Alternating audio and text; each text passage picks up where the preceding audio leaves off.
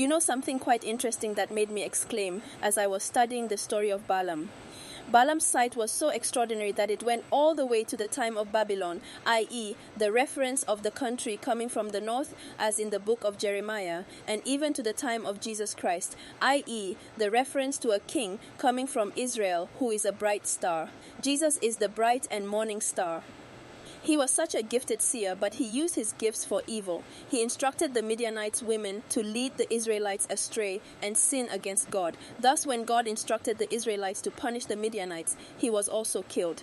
I believe that if he had chosen the right way like Rahab, he would have been spared by God. One's gifts and circumstances are to glorify God and not to be used against his move or his people, because he sees everything. The thing might have been done in secret, but nothing is hidden from God. Rahab was a prostitute, but because she spared the Israeli spies, she was spared when Jericho was destroyed.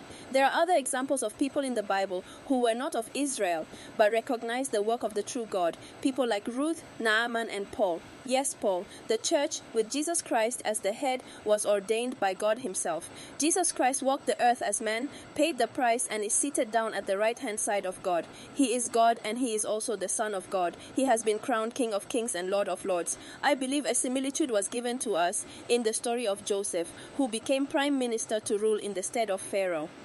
This has been a point of contention for a lot of people. There are forces at work behind such contentions. Our place is not to fight them on this, but to intercede for them. We do not fight against flesh and blood, but against principalities, and against powers, and against spiritual wickedness in high places. Our weapons are not carnal, but mighty through God, to the pulling down of strongholds. Like Rahab and Paul, you too can use your gifts and circumstances to serve God, because God doesn't call the qualified. He qualifies the called, like my bishop always says. Be a Rahab or a Paul and not a Balaam. Have a blessed week. Bye for now.